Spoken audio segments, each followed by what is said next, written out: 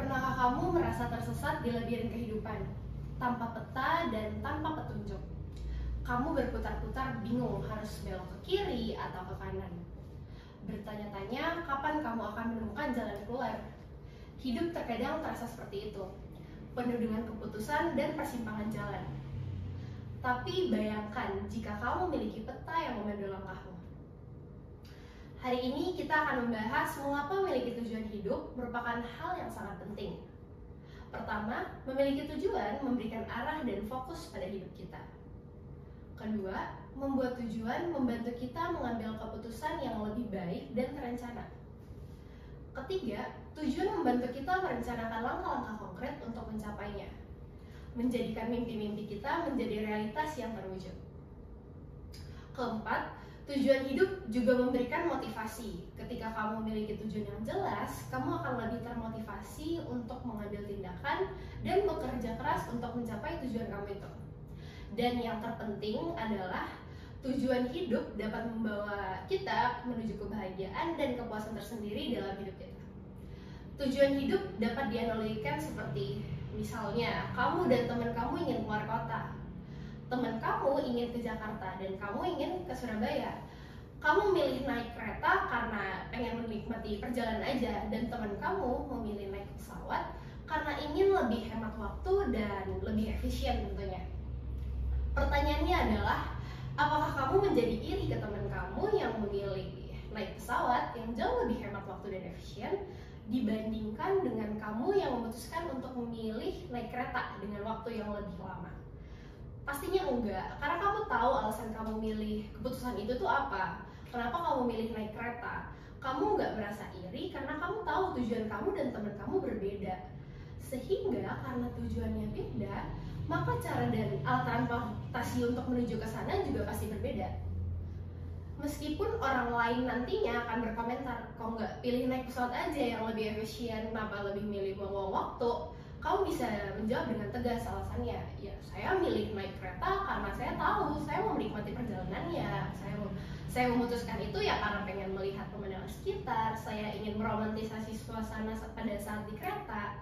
Nah, makanya itu penting untuk memahami dan memutuskan pilihan yang kita buat dalam mencapai tujuan hidup. Meskipun itu berbeda dengan orang lain, hal ini justru akan membantu kita tetap yakin dan percaya diri meskipun dihadapkan dengan pertanyaan dan keraguan dari orang lain. Hal yang sama berlaku untuk tujuan hidup. Ketika Anda mengetahui tujuan akhir dan dapat merencanakan langkah-langkah yang diperlukan untuk mencapainya, kamu tuh nggak perlu iri lagi dengan orang lain yang memiliki tujuan yang berbeda, karena fokus Anda itu sudah pada pencapaian Anda sendiri gitu. Jadi nggak peduli teman lain itu mengambil keputusan apa. Ada kutipan dari Viktor Frankl, untuk menemukan tujuan hidup, manusia harus berani untuk bertanggung jawab dan fokus dengan pilihan yang diambil. Nah, apakah kamu sudah pernah mengambil keputusan untuk menentukan tujuan hidupmu?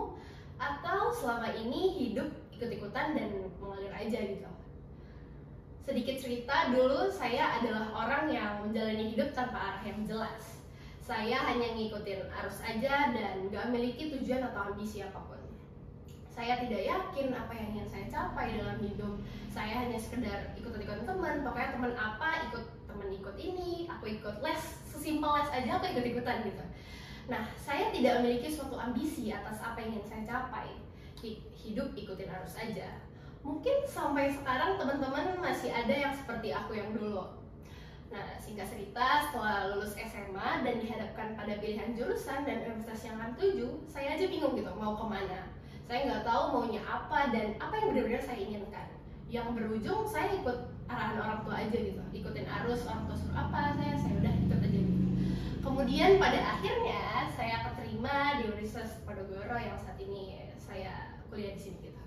Saat pengumuman diterima, tidak ada kepuasan dalam diri saya. Kenapa? Bukan karena saya nggak benar-benar menginginkannya, tetapi karena saya bahkan tidak pernah memikirkannya. Dari sini, setelah saya mulai menyadari pentingnya memiliki tujuan, karena kalau saya tidak punya tujuan, saya tidak akan punya pencapaian. Karena saya tidak ingin seperti itu lagi, maka saya memutuskan untuk mengubah pola pikir saya dan mulai menetapkan tujuan kecil untuk diri saya sendiri. saya mulai aktif ikut berorganisasi dan mendapatkan pengalaman baru, serta saya gak ingin ikut-ikutan lagi. Saya mau mengubah diri saya yang dulunya ikut-ikutan, gak percaya diri, takut sama opini orang lain, takut nyoba ini itu, sehingga saya nggak tahu skill apa sih yang sebenarnya saya punya. Akhirnya pelan-pelan saya ubah diri saya menjadi lebih baik. Saya yakin perubahan kecil akan berdampak besar nantinya. Awalnya saya ragu untuk coba daftar organisasi. Saya tidak yakin dengan kemampuan saya sendiri dikarenakan saya tidak punya pengalaman sama sekali. Ditambah lagi banyak saingan teman-teman seangkatan yang minat mendaftar organisasi tersebut. Saya juga maju mundur mau ikut karena waktu itu teman-teman dekat saya tidak ada satupun yang daftar himpunan juga gitu. Jadi tidak punya teman, takut bareng istilahnya. Mungkin kalau ini Karen yang dulu ikut daftar himpunan, dia akan memutuskan untuk tidak ikut daftar gitu karena tidak punya teman seperjuangan yang bisa berbagi ketakutan dengannya.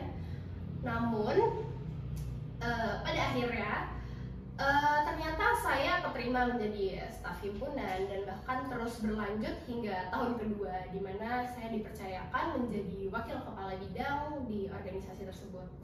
Siapa yang sangka kalau ternyata saya bisa dipercayai jadi wakil kepala bidang. Dari situ saya mulai punya bekal dan ilmu sederhana bagaimana tahapan-tahapan pendaftaran pada umumnya. Sedikit demi sedikit kepercayaan diri mulai meningkat. Saya juga jadi punya pengalaman gimana berorganisasi bareng teman-teman, kerjasama, bertukar pikiran, mimpin rapat, dan lain sebagainya. Dari situ saya terus menetapkan tujuan sampai di titik tahun berikutnya. Saya ikut pendaftaran lagi, tapi beda. Kali ini saya ikut menjadi asisten laboratorium RSKE, salah satu lab di Undip, di TI Undip. Terus teman dekat saya juga nggak ada satupun yang ikut daftar di situ. Saya benar-benar belajar sendiri di setiap tahapannya, yang cukup sulit pada saat itu. But I'm choosing to working on myself, for myself, by myself. Nggak lagi ikut-ikutan temen, jadi saya percaya sama kemampuan saya sendiri, saya belajar sendiri. Dan kemudian saya dipercayakan ternyata menjadi sekretaris di lab tersebut. Kalau diputar lagi waktu ke masa awal maba, jika saja saya tidak memberanikan diri untuk mencoba bergabung dengan himpunan, mungkin saya tidak akan dipercayakan punya tanggung jawab ini. Terdengar klise, tetapi pengalaman-pengalaman sewaktu di himpunan sangat membantu saya mengubah diri saya menjadi lebih baik saat ini. Baik itu komunikasi, kerjasama, leadership, dan lain sebagainya. Walaupun ya belum sempurna, setidaknya terjadi peningkatan. Ketika kita mampu melewati satu perkara kecil, maka perkara besar selanjutnya akan dapat kita hadapi. Karena kita telah memiliki bekal bagaimana cara menghadapi tantangan tersebut. Jadi udah tahu nih tools-toolsnya apa dan tinggal gimana kitanya aja mengusahakannya. Oleh karena itu, jangan ragu untuk mencoba mencapai impian kecilmu. Karena bisa jadi itu akan menjadi pengalaman berharga yang akan membentuk dirimu menuju pencapaian terbesar di masa depan. Setelah mengalami kedua fase tersebut, fase dimana hidup mengalir gitu-gitu aja dan akhirnya memutuskan untuk memiliki tujuan, saya sadar ternyata saya lebih suka menjalani hidup saya yang saya tahu tujuannya mau kemana dan tahu apa yang mau saya capai nantinya gitu. Mungkin banyak orang yang memiliki pencapaian yang lebih besar daripada saya, tapi saya bangga atas pencapaian yang berhasil saya dapatkan. Dengan mengetahui tujuan apa yang ingin saya capai, saya menyadari bahwa rasa tidak percaya diri pun bisa berkurang, bahkan tidak terjadi sama sekali. Karena ketika kita memiliki pemahaman tentang apa yang kita capai, kita juga memahami bahwa setiap individu itu memiliki jalan yang unik untuk mencapai tujuannya. Meskipun tujuan akhir mungkin sama, namun mungkin caranya yang kita ambil untuk mencapai bisa bervariasi. Sebagaimana perbedaan cara kita memilih transportasi untuk mencapai suatu tempat yang sama. Beberapa hal yang perlu kamu ketahui untuk menetapkan tujuan, yaitu pertama, tujuan itu dibentuk bukan ditemukan. Dan pembentukan itu tidak sebentar, semuanya memiliki proses. Kedua, jangan pikirkan soal apa yang harus dilakukan, pikirkan soal apa yang harus kita lakukan. Perbedaan dua kalimat ini perlu digarisbawahi ya teman-teman. Kedua, tetapkan tujuan. Mulailah dari yang kecil dan sederhana yang lebih mudah dicapai. Sesimpel aku pengen organisasi tadi aja ternyata bisa ubah hidup aku gitu. Kemudian yang keempat, Buatlah rencana kecil. Mungkin setahun ini kamu inginnya mencapai apa, sampai mungkin akhir tahun nanti, Desember gitu. Kemudian kelima, kunci utamanya, bersabarlah dan jangan mudah menyerah. Dengan memiliki tujuan hidup yang jelas, kita tidak hanya menjadi lebih terarah, tetapi juga menemukan kebahagiaan dan kepuasan dalam pencapaian-pencapaian kita. Mari kita terus menjalani perjalanan hidup ini dengan penuh semangat, kesadaran, tekad untuk mencapai impian kita. Penutup dari saya, izinkan saya berbagi sedikit kutipan inspiratif. Dalam mencapai titik sukses, tidak ada yang namanya deadline. Menjadi cepat memanglah penting. Namun ada hal yang jauh lebih penting, yaitu menikmati prosesnya. Karena pada dasarnya tidak harus cepat, yang penting konsisten. Teruslah mengambil langkah kecil sampai langkah itu mencapai tujuan kamu.